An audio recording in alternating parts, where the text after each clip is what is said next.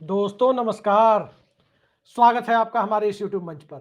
दोस्तों कल शाम 6 बजे तक 5 साला लोकतांत्रिक जलसा जिसमें जनता अपने अधिकारों का प्रयोग करती है वो खत्म हो जाएगा। बिहार की जनता के लिए अगले 5 साल तक नई सरकार चुनने के लिए जो जनमत देना है उसके लिए जनता अपने अधिकारों का प्रयोग कर चुकी होगी। लेकिन उसके बाद की जो खबरें हैं, उसके बाद की जो परिस्थितियां हैं, अब उसके बाद नेताओं की जोड़-तोड़, नेताओं का राजनीतिक खेल, जनमत की समीक्षा का इंतजार और उन सब से आगे बढ़कर क्या इस बार 14 नवंबर तक का इंतजार नहीं करना है?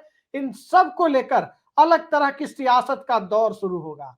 एनडीए शब्द अब रस्म अदायगी जैसा हो गया है, क्योंकि जनता दल यूनाइटेड के पोस्टर पर कल तक आपने देखा, प्रचार अभियान खत्म होने के पहले तक देखा, 5 दिनों बाद फिर से लौटेगी नीतीश सरकार, ये सब चल रहा था। लेकिन एनडीए शब्द कल तक कहीं दिखाई नहीं दिया जेडीयू के सोशल मीडिया प्लेटफॉर्म्स पर। जो दिख रहा था एनडीए का शब्द, वो भारतीय जनता पार्टी के सोशल मीडिया प्लेटफॉर्म्स पर दिख रहा था। लेकिन आधे बिहार के लोगों ने अपने जनमत का प्रयोग तो 6 नवंबर को ही कर लिया, और बचे हुए आधे बिहार के लोग, जिसमें सीमांचल से लेकर चंपारण तक, मगध से लेकर अंग प्रदेश तक और शाहबाद के कुछ इलाकों तक जब अपने जनमत का प्रयोग कल शाम तक कर चुके होंगे, तो उसके बाद की पहली बड़ी खबर कहां से आने वाली है? राजभवन का इंतजार तो 14 नवंबर से शुरू होगा, और राजभवन किसी तरह का खेला ना करे, स्वाभाविक है। इंडिया गठबंधन की तरफ से अभिषेक मनु सिंघवी को भी तैयार रहने को कह दिया गया होगा। लेकिन कह दिया हो गया होगा, और अब जो परिस्थितियां हैं, उन परिस्थितियों में जो बड़ी खबर आ रही है कि कल शाम 6 बजे के बाद बेहद विश्वसनीय जदयू नेताओं के साथ नीतीश कुमार अपने कोर ग्रुप की बैठक करने वाले हैं। सीएम हाउस का दरवाजा खुलेगा, जनता दल यूनाइटेड के कुछ लोगों की एंट्री होगी, लेकिन याद रखिए सबकी एंट्री नहीं होगी। एनडीए के नेताओं की एंट्री नहीं होगी, भाजपा लोजपा के नेताओं की एंट्री कल नहीं होगी, अब तक की खबरों के मुताबिक नहीं होगी। क्योंकि पटना में एक अणे मार्ग पर जिस प्रकार की गतिविधियों की उम्मीद की जा रही थी, वो गतिविधियां लोकतंत्र में 5 साल के बाद सत्ता परिवर्तन की जो आदर्श परिस्थितियों को निर्मित करती हुई दिखाई देनी चाहिए, वो दिखी या नहीं देखी, ये कल शाम तक तय हो जाएगा। और जब कल शाम तक ये तय हो जाएगा, तो स्वाभाविक है कि 20 साल से बिहार की सत्ता के शीर्ष पर काबिज नीतीश कुमार जनमत की नब्ज को पहचानने के लिए 14 नवंबर तक का इंतजार करेंगे, गुंजाइश कम दिखती है। क्योंकि बिहार की सियासत में बेचैनी तीनों तरफ बढ़ी हुई है। क्या जनता दल यूनाइटेड, क्या राष्ट्रीय जनता दल, क्या भारतीय जनता पार्टी, कमल निशान, तीर निशान और लालटेन निशान, इन्हीं तीनों निशान के बीच मुख्यमंत्री पद की होड़ मची हुई है। क्योंकि बाकी दल चुनाव तो लड़ रहे हैं, मुख्यमंत्री पद की होड़ में शामिल नहीं है। कांग्रेस पार्टी 59 सीटों पर लड़कर मुख्यमंत्री पद की होड़ में शामिल होगी, लगता नहीं है। लेफ्ट पार्टियां 31 सीटों पर लड़कर मुख्यमंत्री पद की होड़ में शामिल होगी, कोई सोच भी नहीं सकता। और जन सुराज पार्टी जो पहले से ही कह रही है कि अर्श पर या फर्श पर, उसे भी अब तक बिहार के मिजाज का अंदाजा हो गया होगा कि बिहार फाइनली जा किधर रहा है। फ्रैक्चर्ड मैंडेट नहीं आना है। चुनाव पूर्व गठबंधन को आमने सामने की लड़ाई में इस पार या उस पार कहीं ना कहीं जनता स्पष्ट जनादेश तो दे देगी, लेकिन किसी एक दल को जनता जनादेश देने जा रही है, इस बात की संभावना बिहार में न के बराबर है। सवाल यही है कि भारतीय जनता पार्टी जो सरकार बनाने के लिए बेचैन है, क्या नीतीश कुमार उसे सरकार बनाने देंगे? और कल शाम में जो गोपनीय बैठक की बात की जा रही है, उसका मकसद क्या है? क्या उस बैठक का एक सिरा मोदी शाह से जुड़ेगा, या उस बैठक का एक सिरा सर्कुलर रोड से जुड़ेगा? कौन सा सिरा, कौन सा खेल? दरअसल बिहार की सियासत में नीतीश कुमार ही वो कॉमन फैक्टर है, उन्हीं की पार्टी है जो किसी के साथ भी सरकार बना सकती है। कल शाम की परिस्थितियों का इंतजार किया जाना चाहिए कि आखिर किस तरह के हालात को न्योता दिया जाता है। बाकी भारतीय जनता पार्टी ने अपनी तरफ से हालात को न्योता तो दे ही दिया, खासकर तब जब बार बार पूछा गया कि क्या 25 से 30 फिर से नीतीश एनडीए की तरफ से, तो यही कहा गया कि विधायक दल नेता का चुनाव करेगा। यही कहा गया कि फिलहाल नीतीश कुमार के नेतृत्व में हम चुनाव लड़ रहे हैं। यही कहा गया सीएम पद के लिए कोई वैकेंसी नहीं है, लेकिन यह नहीं बताया गया कि 14 नवंबर तक कोई वैकेंसी नहीं है या 14 नवंबर के बाद कोई वैकेंसी नहीं है। इन सब बातों का असर यह पड़ा कि जमीन पर कई जगह यह देखा गया कि लालटेन ही तीर है, तीर ही लालटेन है कि बातें करते हुए कुछ लोग दिखाई दिए। अब यह कितना ज्यादा सीमेंटेड हुआ, कितना ज्यादा मजबूती से जमीन पर दिखा, इसका तो पता 14 नवंबर को चलेगा। लेकिन कल शाम से जो सियासत होनी है, जरा उस सियासत के पहले कल जिस प्रकार से वोटिंग होनी है उनका यदि जिक्र कर लिया जाए तो जदयू के कार्यकारी अध्यक्ष संजय झा की अग्नि परीक्षा है। उनके गृह जिले में चुनाव है, मधुबनी में। इसके साथ साथ नीतीश कुमार की पार्टी के ताकतवर मंत्री, पुराने विधायक विजेंद्र यादव की अग्नि परीक्षा है। और इसके साथ साथ देखें तो भारतीय जनता पार्टी का सबसे बड़ा गढ़ माना जाने वाला चंपारण भी दरकता हुआ तो दिखाई नहीं दे रहा है, क्योंकि परिस्थितियां भारतीय जनता पार्टी के बहुत अनुकूल नहीं लग रही। कांटे के मुकाबले में लगभग सारी सीटें फंस गई है। तो उसमें कैसे यकीन किया जाए कि भारतीय जनता पार्टी के अश्वमेघ रथ का घोड़ा जो अब तक बिहार नहीं पहुंच पाया, इस बार सरपट दौड़ता हुआ बिहार पहुंच जाएगा। गुजरात लॉबी की सत्ता बिहार में चलेगी, इस बात को लेकर बिहार के लोगों ने क्या मन बना लिया? क्या बिहार के लोगों ने उन परिस्थितियों को पैदा कर दिया है जिसमें प्रशांत किशोर पलायन के मुद्दे के आश्रय बिहार की राजनीति को उस राज्य के शीर्ष नेतृत्व वाली पार्टी को ले जाकर सौंप देंगे, जहां बिहार के पलायन के बूते ही जिनकी फैक्ट्रियां चलती है। आज बिहार के मजदूर हो या बिहार के इंजीनियर, यदि बिहार से पलायन ना हो तो गुजरात की फैक्ट्रियों में ताले लग जाए। तो जब पलायन मुद्दा बना है तो नरेंद्र मोदी चाहे कट्टा का जिक्र करें, चाहे जंगल राज का जिक्र करें, चाहे मंगल राज का जिक्र करें, मोकामा की परिस्थितियां क्या है वो सबने देखा है कि मोकामा में आमंत्रण पत्र बांटे जा रहे हैं। 14 तारीख को पटना में बुलाया जा रहा है अनंत सिंह की तरफ से कि यहां भोज होना है, यहां लोगों को, अपने क्षेत्र के लोगों को बुला रहे हैं। इसका मतलब क्या वो पहले से चुनाव जीत चुके हैं या मनोवैज्ञानिक खेल खेला जा रहा है? कोई नहीं बता सकता कि मनोवैज्ञानिक खेल क्या है। दूसरे चरण के 122 सीटों पर यदि हम एक नजर डालें तो कई सारी बातें साफ हो जाती है। पिछली बार भारतीय जनता पार्टी ने यहां 22 सीटें जीती थी, 42 सीटें जीती थी दरअसल। एनडीए ने 66 सीटें जीती थी और 42 भारतीय जनता पार्टी की, 20 जनता दल यूनाइटेड की और 4 सीटें जीतन राम मांझी की थी। और इन 66 सीटों के अलावा 5 सीटें हिंदुस्तानी अवाम, 5 सीटें ओवैसी की भी थी, एआईएमआईएम की, और 1 सीट निर्दलीय सुमित सिंह की थी। यानी इन 72 सीटों के अलावा जो बची हुई 50 सीटें थी वही महागठबंधन के पक्ष में पिछली बार गई थी। और उन 75 सीटों में राष्ट्रीय जनता दल ने 33 सीटें जीती थी, कांग्रेस ने 11 सीटें जीती थी। तो 33 और 11 ये 44 सीटें होती है और 6 सीटें वामपंथी दलों एवं अन्य के खाते में, जो महागठबंधन के साथ थे उनके खाते में गई थी। क्या यह आंकड़ा 50 से ऊपर जाएगा? क्या कांग्रेस का आंकड़ा इस इलाके में 11 से ऊपर जाएगा? कांग्रेस के प्रदेश अध्यक्ष राजेश राम की चुनावी परीक्षा भी इसी फेज में है। क्या यह आंकड़ा वामपंथी दलों का आधा दर्जन से ऊपर जाएगा? सीमांचल का इलाका ओवैसी की वजह से पिछली बार बहुत बड़ा नुकसान हुआ था और तेजस्वी यादव मुख्यमंत्री बनते बनते रह गए थे। मोटे तौर पर कहें तो चिराग पासवान ने जो स्वर्णिम अवसर तेजस्वी यादव को पिछले चुनाव में मुहैया कराया, जिस प्रकार से जनता दल यूनाइटेड की सीटों को कम करने के इरादे से मोदी का हनुमान बनकर चिराग पासवान बिहार में लड़ रहे थे, नीतीश कुमार को जेल भेजने की बातें तक कर रहे थे, वो चिराग पासवान और उनकी पार्टी ने जिस तरह से तकरीबन 2.5 से 3 दर्जन के बीच सीटों पर राष्ट्रीय जनता दल को फायदा पहुंचाया था, उसके बावजूद तेजस्वी यादव सत्ता तक नहीं पहुंच पाए थे। तो ओवैसी फैक्टर की वजह से ही नहीं पहुंच पाए थे। क्या इस बार ओवैसी फैक्टर जो फिलहाल कमजोर दिख रहा है, क्या तेजस्वी यादव की सत्ता की गारंटी को वो लिखने जा रहा है? क्या मुकेश सहनी और आईपी गुप्ता का अति पिछड़ा समाज के एक एक जातियों का जो वोट बैंक है वो साफ साफ तेजस्वी यादव के साथ जुड़ रहा है? लाल टी शर्ट और गुलाबी टी शर्ट में आज सबने देखा कि तेजस्वी यादव और आईपी गुप्ता अगल बगल बैठे हुए दिख रहे थे, लेकिन क्या ये लाल टी शर्ट वामपंथी दलों की तरह अपने वोटर से तेजस्वी यादव के पक्ष में लाल सलाम कराने की स्थिति में जा रहा है? कल सबको पता चल जाएगा कि सियासत किस तरह से घूम रही है।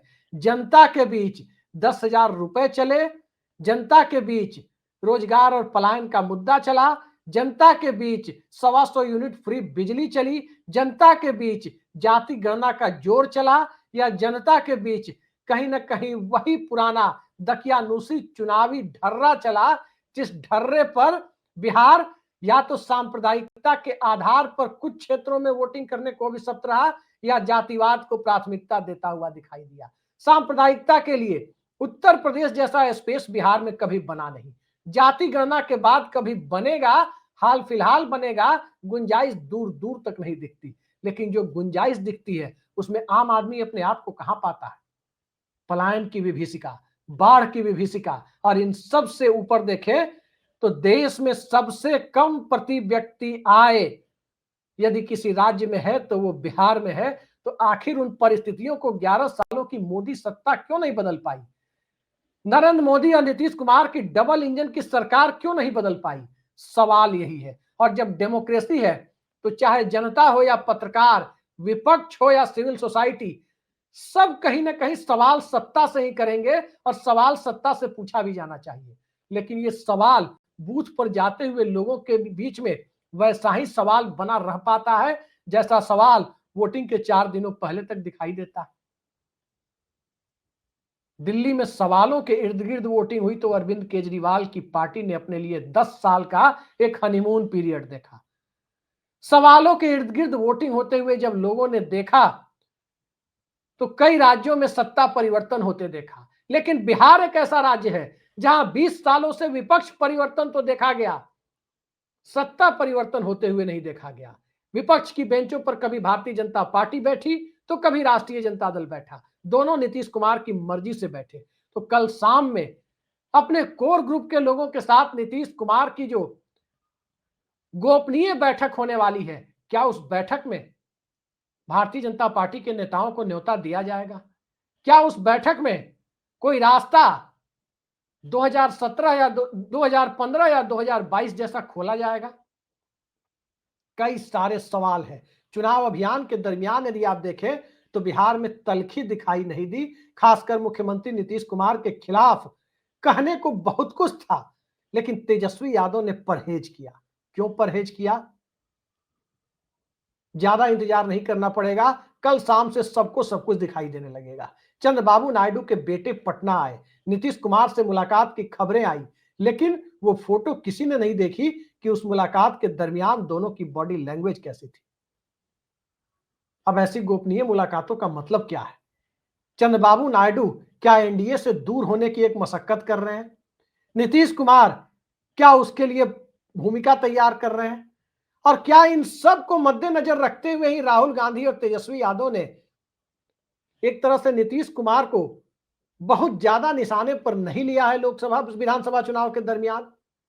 कई सारे सवाल हैं। यदि 2020 के विधानसभा चुनाव को याद करें तो तेजस्वी यादव के भाषणों में जो धार हुआ करती थी, कोरोना महामारी की महालहर के दरमियान भी जिस प्रकार से तेजस्वी यादव ने नीतीश कुमार को अब तीखे से तीखे सवाल करते हुए जिस प्रकार से निशाने पर रखा, उसके बाद से अचानक तेजस्वी यादव मुलायम पड़ते हुए ये कहते हुए नजर आएंगे कि चाचा चक्रव्यूह में घिर गए हैं, चाचा को घेर लिया गया है, उनकी पार्टी को खत्म कर दिया जाएगा। ऐसा लगा जैसे तेजस्वी यादव को इस बात की चिंता हो रही है कि चाचा की पार्टी को खत्म कर दिया जाएगा।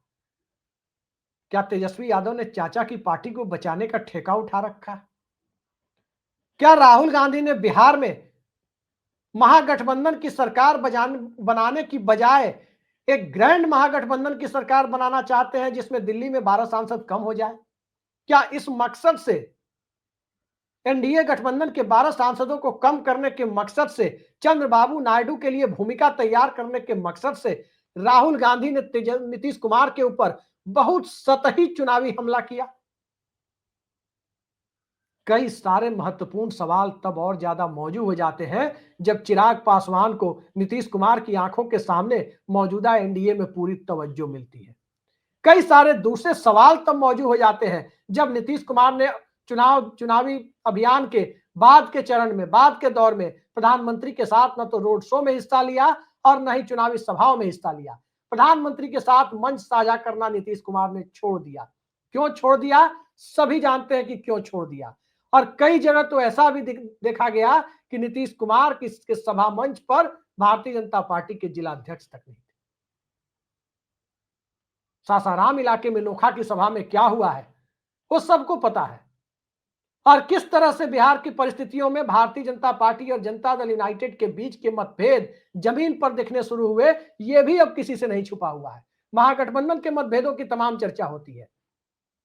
निश्चित तौर पर महागठबंधन में मतभेद है, लेकिन महागठबंधन के मतभेद सीट शेयरिंग को लेकर थे। तेजस्वी यादव के नाम का ऐलान जब बतौर मुख्यमंत्री कैंडिडेट अशोक गहलोत ने पटना पहुंचकर कर दिया, उसके बाद की परिस्थितियों में एनडीए ने अपने सीएम कैंडिडेट के नाम की घोषणा करने की जहमत क्यों नहीं उठाई? इसकी एक बड़ी झलक तब मिलती है जब उप मुख्यमंत्री विजय कुमार सिन्हा 25 दिसंबर को 2024 को अटल बिहारी वाजपेयी की जयंती के अवसर पर यह कह रहे थे कि बिहार में जब भाजपा का मुख्यमंत्री बनेगा तभी अटल जी को सच्ची श्रद्धांजलि होगी। तो क्या अटल जी को बकौल विजय सिन्हा सच्ची श्रद्धांजलि देने के लिए भारतीय जनता पार्टी ने नीतीश कुमार को सीएम कैंडिडेट घोषित नहीं किया? और क्या यही वजह है कि नीतीश कुमार के वोटर्स ने विजय सिन्हा का चुनावी बंडल बांधने की कोशिशें लखीसराय में शुरू कर दी? क्योंकि लखीसराय से जो संकेत मिले वो अच्छे नहीं थे। जो फुटेज सामने आई वो विजय सिन्हा की निराशा को सार्वजनिक तौर पर पूरी दुनिया के सामने दिखा रही थी। और जिस प्रकार की परिस्थितियां पहले चरण में अलग अलग विधानसभा सीटों से आई, उससे तो साफ दिख गया कि जमीन पर अलग तरह की कोऑपरेशन चल रहा है, अलग तरह के सहयोग को देखा जा रहा है। और जो खेल चिराग पासवान के कैंडिडेट के माध्यम से पिछली बार खेला गया था, इस बार बिना कोई चिराग मॉडल खेले चुपचाप जनता दल यूनाइटेड के वोटर्स ने बीजेपी की सीटों पर खेल कर दिया। क्या? जमीन से जितने मुंह उतनी बातें आ रही है।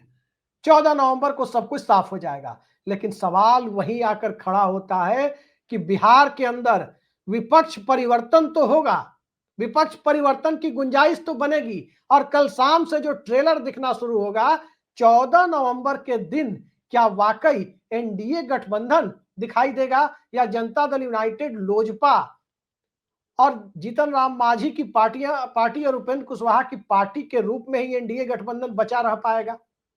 जनता दल यूनाइटेड एक तीसरे कॉलम में दिखाई देगा?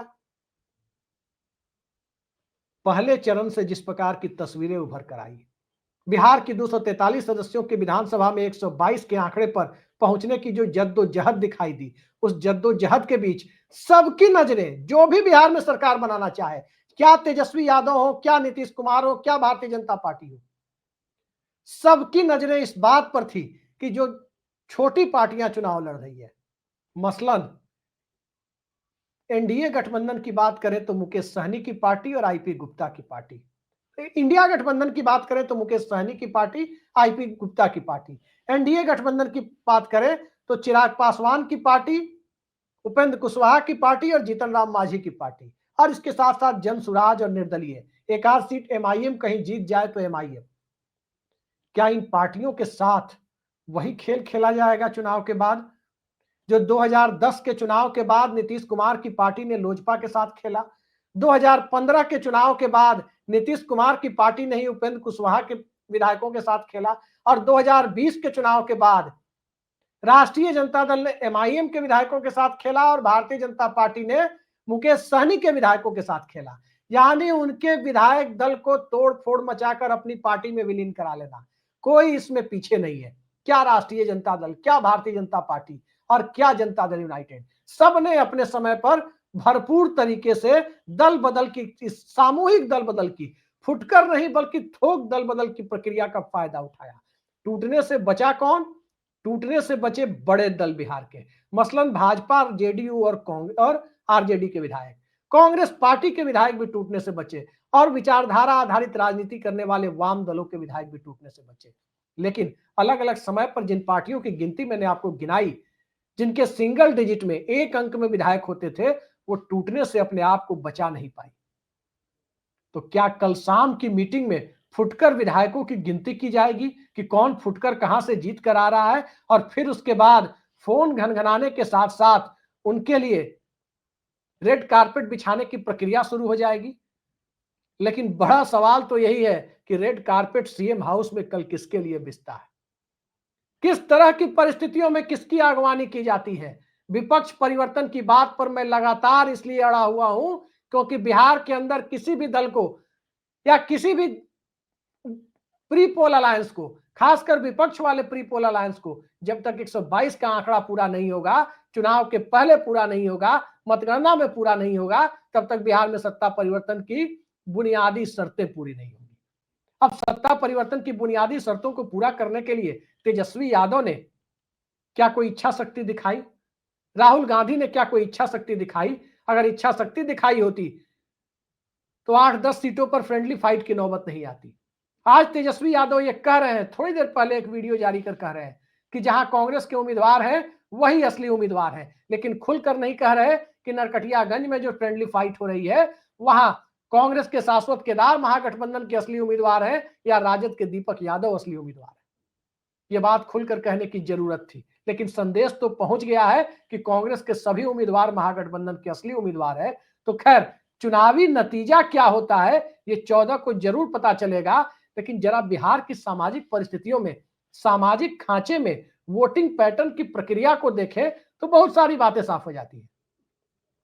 मोटे तौर पर बिहार में जो सामाजिक खांचा है उसमें एक अगड़े वर्ग की बात होती है जिसमें जनसुराज डेंट लगाते हुए दिख रही है, पिछड़े वर्ग की बात होती है जिसमें जातीय नेता अलग अलग समुदाय के नेता में तब्दील हो गए हैं, जिसमें कुछ अपने समुदाय पर करीब करीब पूरा नियंत्रण रखते हैं राजनीतिक तौर पर, तो कुछ ऐसे समुदाय हैं जो प्रतीकात्मक नेता है, कोई नियंत्रण नहीं है।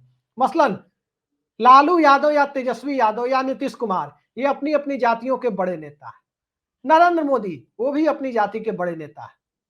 मुकेश सहनी वो भी अपनी जाति के बड़े नेता है। लेकिन सम्राट चौधरी या उपेंद्र कुशवाहा अपनी जातियों के नेता तो हैं, लेकिन उनके इशारे पर उनके समुदाय के वोट पूरे बिहार में किसी एक तरफ चले जाएं, दूर दूर तक इसकी कोई गारंटी नहीं है। क्योंकि इसकी गारंटी यदि होती तो कई सीटों से एक खबर क्यों आती कि शर्मा वर्मा को वोट नहीं देंगे, वर्मा शर्मा को वोट नहीं देंगे, सिंह जी कुशवाहा जी को वोट नहीं देंगे और कुशवाहा जी सिंह जी को वोट नहीं देंगे। ये हालात क्यों बनते जो बने हुए हैं? अति पिछड़ी जातियों की बात करें तो 1/3 आबादी अल्पसंख्यक अति पिछड़ों की है, तो 2/3 आबादी बहुसंख्यक अति पिछड़ों की है। तकरीबन 36% इनकी आबादी है। इनका वोटिंग पैटर्न भाजपा की 101 सीटों पर और सेकंड फेज में कहें तो भाजपा की 53 सीटों पर और लोजपा भाजपा के साथ 53 और 15 68 सीटों पर तो अलग दिखेगा, लेकिन जेडीयू की 44 सीटों पर वो अलग दिख सकता है। और बात दलित महादलित तबके की करें तो जहां कांग्रेस पार्टी चुनाव लड़ रही है वहां भूल जाइए कि दलित और महादलित तबके में किसी और राजनीतिक दल के लिए कोई स्पेस बचता है। जहां वाम दल चुनाव लड़ रहे हैं, माले चुनाव लड़ रही है, वहां भूल जाइए कि नीतीश कुमार का महादलित कार्ड बहुत ज्यादा असर करने वाला है। लेकिन जहां राष्ट्रीय जनता दल चुनाव लड़ रही है और खासकर आरजेडी बनाम जेडीयू है, वहां महादलित तबके के वोट दोनों तरफ विभाजित होंगे, करीब करीब ये तय दिखाई दे रहा है। रही बात अल्पसंख्यक वोटर्स की, मोटे तौर पर पूरे बिहार में महागठबंधन के साथ एकजुट बताए जा रहे हैं, लेकिन जेडीयू वाली कुछ सीटों पर 44 सीटें सेकंड फेज में जो है वहां पर कुछ हद तक उसमें से वोट इधर से उधर होता हुआ दिखाई दे, तो कल शाम के बाद उसका विश्लेषण भी हो जाएगा कि कितनी मात्रा में वोट इधर से उधर गया या नहीं गया।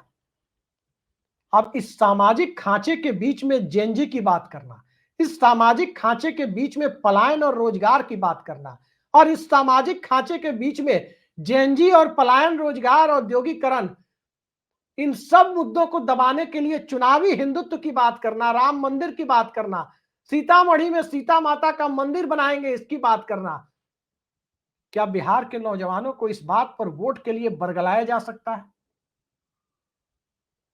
कि मंदिर ले जाना और पूजा कराना यही लोगों का काम बच गया है? ये बिहार है और इस बिहार की सियासी चौसर को समझने में बड़े बड़े सियासी सूरमा विफल साबित हुए। बिहार की राजनीति में यूं ही नीतीश कुमार और लालू यादव ने 35 सालों से सत्ता और सियासत की कमान अपने हाथ में नहीं रखी है, लेकिन 3.5 दशकों का ये दौर क्या 5 साल और आगे चलेगा? कल शाम की बैठक का इंतजार करते हैं और देखते हैं कि विपक्ष परिवर्तन की जो तैयारी है वो किस हद तक आगे बढ़ रही है। इतना तो तय है, कुछ बड़ा होने वाला है, बहुत बड़ा राजनीतिक खेल कुछ होने वाला है। इसके लिए थोड़ा इंतजार कीजिए, थोड़ा सब्र रखिए और कल लोकतंत्र के महापर्व में भाग लेकर अच्छे उम्मीदवारों को बिना किसी प्रलोभन के, प्रलोभन देने वाले को कतई वोट ना दें। जो किसी भी तरह से अवैध तरीके से प्रलोभन दे, पैसे का प्रलोभन, शराब का प्रलोभन या कोई और प्रलोभन, इन लोगों के बहकावे में ना आकर अपनी तरफ से अपने स्वविवेक के आधार पर बेहतर उम्मीदवार, बेहतर एजेंडा, जातिवाद और सांप्रदायिकता, हिंदू मुस्लिम, मंदिर मस्जिद, जात पात, इन सब को सपोर्ट करने वाले कैंडिडेट से इतर हटकर अपने स्वविवेक से अपने लोकतांत्रिक अधिकार का प्रयोग करें।